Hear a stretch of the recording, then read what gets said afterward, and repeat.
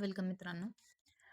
आज आपण इयत्ता 9वीचा इतिहासाचा धडा भारत 1960 नंतरच्या घडामोडी याचा स्वाध्याय बघणार आहोत.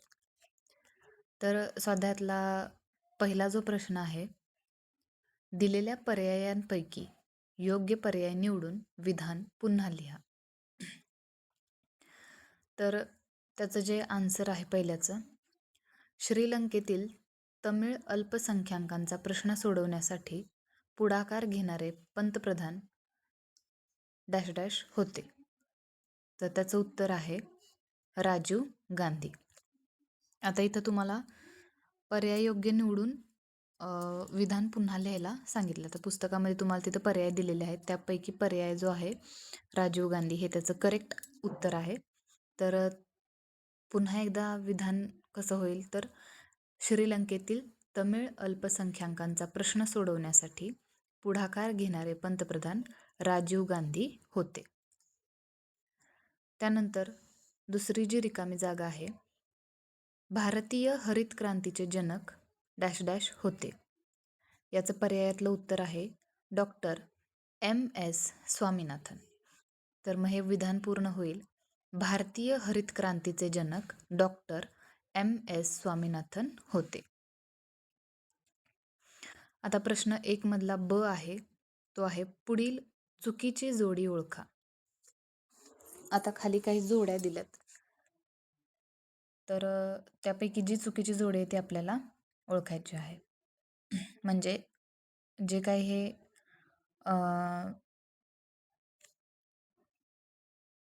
पंतप्रधान दिलेले आहेत आणि त्यांच्यासमोर जे काही त्यावेळी त्यांच्या कारकिर्दीमध्ये जे सुधारणा झाल्या किंवा ज्या काही गोष्टी घडल्या त्याच्या जोड्या तिथं दिलेल्या आहेत तुम्हाला. तर त्यापैकी जी चुकीची जोडी आहे ती तुम्हाला ओळखायची आहे. तर पहिली जोडी अशी आहे, इंदिरा गांधी आणीबाणी. ही जोडी जी आहे ती करेक्ट आहे. त्यानंतर राजीव गांधी विज्ञान तंत्रज्ञान सुधारणा, ही सुद्धा जोडी बरोबर आहे. PV नरसिंहराव आर्थिक सुधारणा, ही सुद्धा जोडी बरोबर आहे. नरसिंहराव मंडल आयोग, ही जोडी जी आहे ती चुकीची आहे. तर त्यात तुमचं करेक्ट आन्सर येईल नरसिंहराव मंडल आयोग. त्यानंतर प्रश्न दुसरा, पाठातील आशयाच्या सहाय्याने पंतप्रधान व त्यांच्या काळातील घडामोडींचा तक्ता तयार करा. आता आपल्याला पाठाचा आधार घ्यायचा आहे इथं आणि ह्या घडामोडींचा तक्ता तयार करायचा आहे. तर तो आपण इथं केलेला आहे. पहिले पंतप्रधान आहेत ते म्हणजे इंदिरा गांधी. त्यांच्या काळातील घडामोडी कोणत्या होत्या, तर बँकांचे राष्ट्रीयकरण, आणीबाणी. आणि दुसरे जे पंतप्रधान आहेत ते आहेत राजीव गांधी. त्यांच्या काळातील महत्त्वाच्या घडामोडी म्हणजे विज्ञान तंत्रज्ञानाला चालना मिळाली आणि संगणकीकरण झालं. त्यानंतर तिसरे जे आहेत PV नरसिंहराव, त्यांच्या काळामध्ये घडामोडी काय झाल्या, तर आर्थिक उदारीकरण झालं आणि जागतिकीकरण झालेलं आहे. अशा पद्धतीनं ह्या महत्त्वाच्या घडामोडी हे जे पंतप्रधान आहेत यांच्या काळामध्ये घडलेल्या आहेत. त्यानंतर प्रश्न 2 ब, पुढील संकल्पना स्पष्ट करा.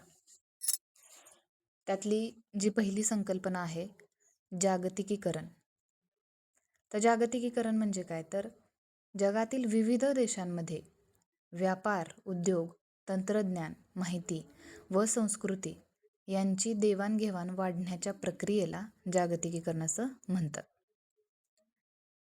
त्यानंतर दुसरी जी संकल्पना आहे ती आहे उदारीकरण. सरकारचे उद्योगांवरील नियंत्रण कमी करून खाजगी उद्योगांना अधिक स्वातंत्र्य देण्याच्या धोरणाला उदारीकरण असं म्हणतात. त्यानंतर प्रश्न तिसरा आहे, पुढील विधाने स्पष्ट करा. पहिलं विधान आहे, मोरारजी देसाई यांचे सरकार अल्पकाळ टिकले. तर याचं आपल्याला स्पष्टीकरण द्यायचं आहे.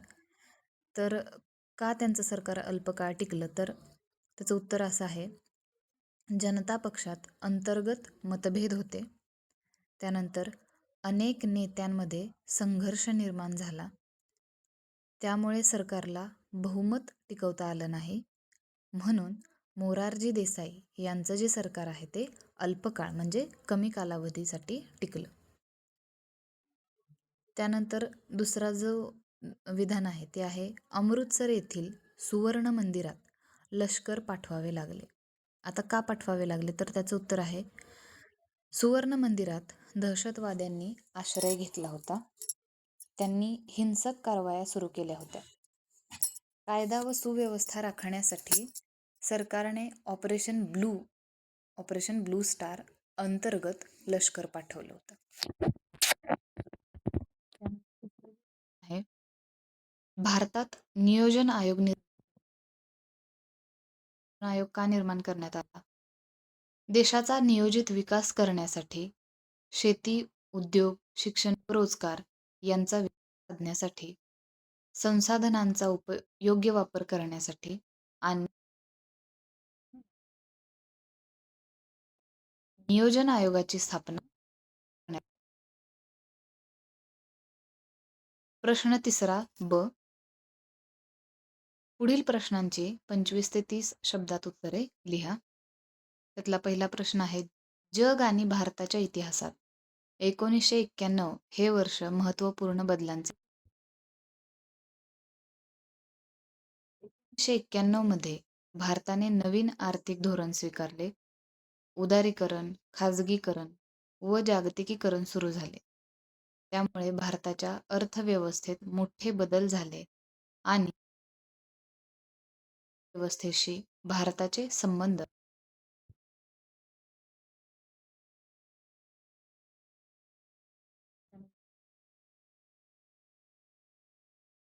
वैशिष्ट्ये कोणती? आता भारतीय वैशिष्ट्ये कोणती? तर एक म्हणजे मिश्र अर्थव्यवस्था, दुसरी कृषीप्रधान अर्थव्यवस्था, सार्वजनिक व खाजगी क्षेत्रांचा सहभाग, नियोजनावर आधारित विकास, उदारीकरण व जागतिकीकरणाचा स्वीकार. हा प्रश्न खूप महत्त्वाचा आहे परीक्षेच्या दृष्टीनं. त्यामुळं आपल्या भारतीय अर्थव्यवस्थेची जी वैशिष्ट्ये आहेत, जो मी पाठ करणं गरजेचं आहेत. कोणती वैशिष्ट्ये आहेत तर मिश्र अर्थव्यवस्था, कृषीप्रधान अर्थव्यवस्था व खाजगी क्षेत्रांचा सहभाग, नियोजनावर आधारित विकास, उदारीकरण व जागतिकीकरणाचा स्वीकार. ही आपल्या भारतीय अर्थव्यवस्थेची वैशिष्ट्ये आहेत. त्यानंतर जो उपक्रम तुम्हाला दिलेला आहे खाली, तर तो त्यातला पहिला प्रश्न आहे भारत पाकिस्तान युद्धात भाग घेतलेल्या भारतीय जवानांची माहिती मिळवा. आता भारत आणि पाकिस्तान युद्ध जे झालं ते 1965, 1971 आणि कारगिल 1999 ही युद्ध होती. या युद्धातील भारतीय सैन्यानं शौर्य दाखवलेलं होतं आपल्याला माहिती आहे.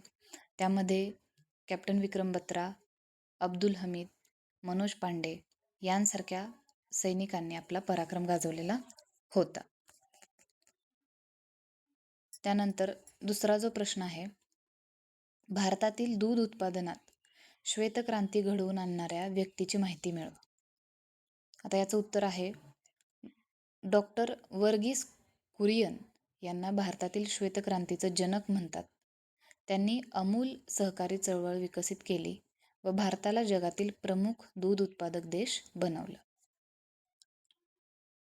तिसरा प्रश्न आहे आत्तापर्यंत झालेल्या भारतीय पंतप्रधानांची चित्रांसह यादी करा. आता चित्र तुम्ही वहीमध्ये चिटकवायचे आहेत. मी तर तुम्हाला यादी करून दिलेली आहे. तर पंतप्रधान बघूयात आपण. पहिले पंतप्रधान जवाहरलालजी नेहरू, त्यानंतर होते ते गुलजारीलाल नंदा, त्यानंतर होते लाल बहादूर शास्त्री, त्यानंतर परत गुलजारीलाल नंदा, इंदिरा गांधी, मोरारजी देसाई, त्यानंतर चरण सिंह, त्यानंतर परत इंदिरा गांधी, त्यानंतर राजीव गांधी, विश्वनाथ प्रताप सिंह, चंद्रशेखर PV नरसिंहराव.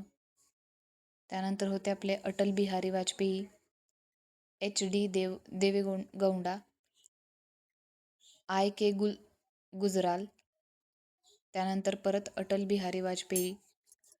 त्यानंतर होते डॉक्टर मनमोहन सिंग आणि त्यानंतर आपले नरेंद्र मोदी. अशी ही 18 पंतप्रधानांची यादी आहे. तर यांची चित्र तुम्हाला मिळतील अशी तुम्ही वहीमध्ये उपक्रमानिमित्त चिटकवायचे आहेत. त्यानंतरचा जो प्रश्न आहे तो आहे डॉक्टर होमी भाभा अणुसंशोधन केंद्राची माहिती मिळवा. आता मुंबई येथील भाभा अणुसंशोधन केंद्र BARC हे भारतातील प्रमुख अणुसंशोधन केंद्र आहे. येथे अणुऊर्जा, अणुविज्ञान, वैद्यकीय संशोधन आणि संरक्षण क्षेत्राशी संबंधित संशोधन केलं जातं. त्यानंतर 5वा आणि शेवटचा जो प्रश्न आहे तो आहे दूध उत्पादनाचा कोणता व्यवसाय चालवतात त्यांची छायाचित्रांसह माहिती मिळवा. आता याचं उत्तर आहे की दुग्ध व्यवसाय करणारे शेतकरी गाई म्हशी पाळतात, दूध संकलन करून दूध संघ किंवा डेअरीला विकतात. यापासून दूध, दही, तूप, लोणी, चीज इत्यादी दुग्ध पदार्थ तयार केले जातात. तर हे आपल्याला बेसिक माहिती माहीत आहे. तर तुम्हाला जे माहीत असलेले प्रसिद्ध दुग्ध उत्पादक आहेत तुमच्या जिल्ह्यामधले, तालुक्यामधले, त्यानंतर इतर जिल्ह्यांमधले, तालुक्यामधले, ते तुम्ही शोधायचे आहेत आणि त्यांची माहिती लिहायची आहे. या पद्धतीनं आज आपण भारत 1960 नंतरच्या घडामोडी या पाठाचा स्वाध्याय बघितलेला आहे. तर हा जो पाठ आहे तो परीक्षेच्या दृष्टीने अत्यंत महत्त्वाचा आहे. जे प्रश्न महत्त्वाचे आहेत ते मी तुम्हाला मगाशी सांगितले, ते तुम्ही परीक्षेच्या दृष्टीनं पाठांतरात घ्यायचे आहेत. तर यामध्ये काही तुम्हाला शंका आली तर मला नक्की कळवा. व्हिडिओ आवडल्यास नक्की लाईक करा.